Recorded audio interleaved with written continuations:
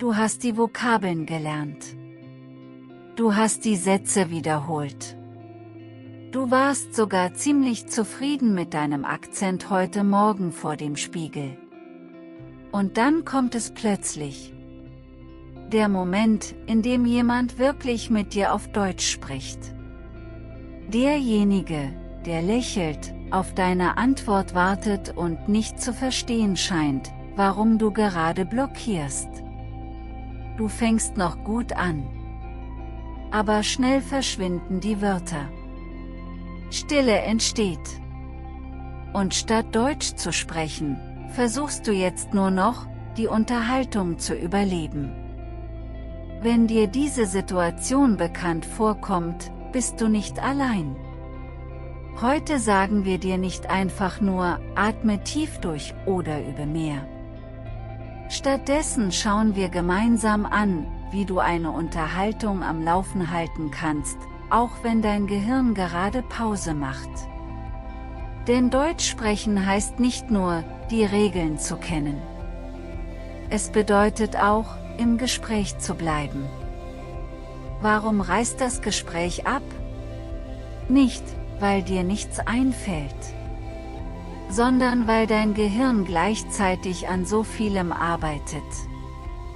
Grammatik, Vokabeln, Aussprache, und gleichzeitig musst du auch noch verstehen, was der andere sagt. Da ist es kein Wunder, dass manchmal alles blockiert. Viele Menschen, die Deutsch lernen, kennen diesen Moment. Den Moment, in dem man Angst hat, einen Fehler zu machen. Oder den Moment, in dem man so sehr darauf achtet, einen Satz richtig zu bilden, dass man vergisst, was man eigentlich sagen wollte. Noch schlimmer, der Moment, in dem einem nach dem Wetter einfach nichts mehr einfällt. Und wenn das passiert, ist das nicht nur frustrierend. Es tut manchmal sogar ein bisschen weh. Denn du spürst, dass du viel zu erzählen hättest. Aber du findest nicht die richtigen Worte. Also schweigst du.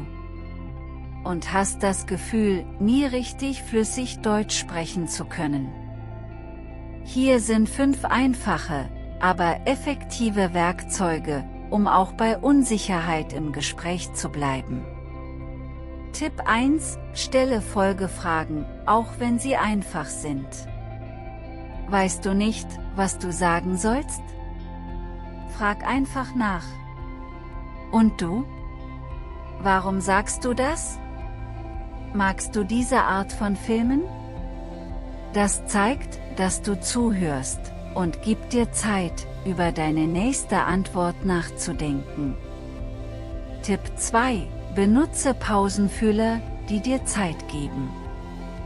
Wenn du einen Augenblick zum Denken brauchst, sag einfach.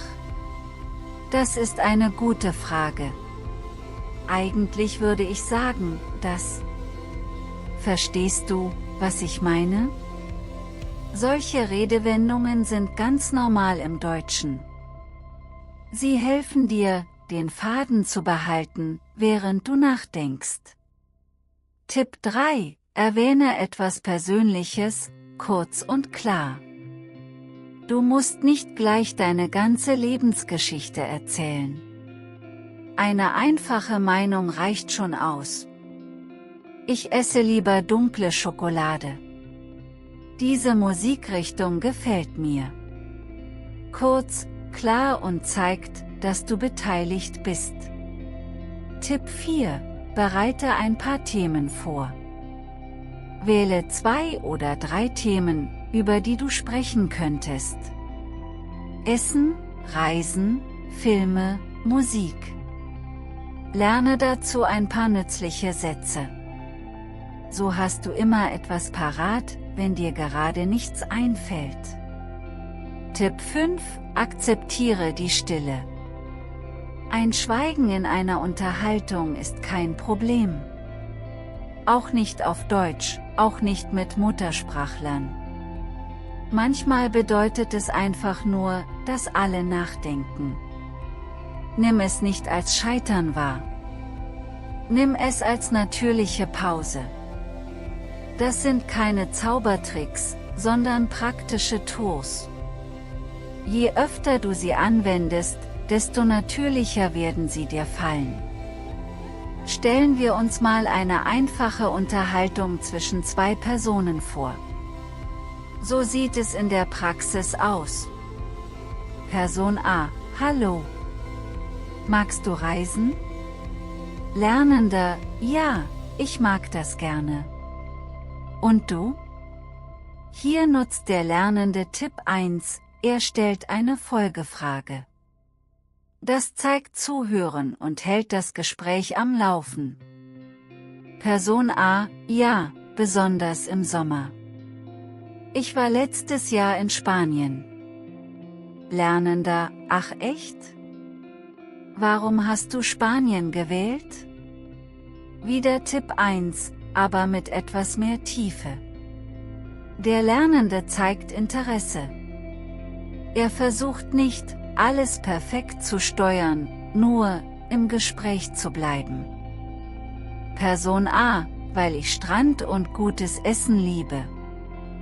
Lernender: Stimmt, das ist super.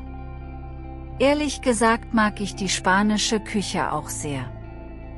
Jetzt kommt Tipp 3 ins Spiel. Der Lernende teilt eine kurze, persönliche Meinung und verbindet so die beiden Gesprächspartner. Siehst du, wie die Unterhaltung locker weiterläuft, ohne angestrengt zu sein? Es gab keine langen Sätze, kein kompliziertes Vokabular. Nur ein paar kluge Techniken zur richtigen Zeit. Deutsch sprechen heißt nicht, sofort etwas Brillantes sagen zu müssen. Es heißt, im Gespräch bleiben, auch wenn es nicht perfekt läuft. Du musst nicht fehlerfrei sein, um dich auf Deutsch unterhalten zu können. Was zählt, ist, dass du es wagst, auch wenn es schwer fällt. Jedes Mal, wenn du eine Unterhaltung wagst, machst du einen Schritt nach vorn. Selbst, wenn du gezögert hast. Selbst, wenn du ein Wort falsch ausgesprochen hast. Selbst, wenn dir ein Verb entfallen ist. Denn eine Sprache zu sprechen, ist vor allem eine Sache der Verbindung. Nicht nur zwischen den Wörtern, sondern zwischen den Menschen.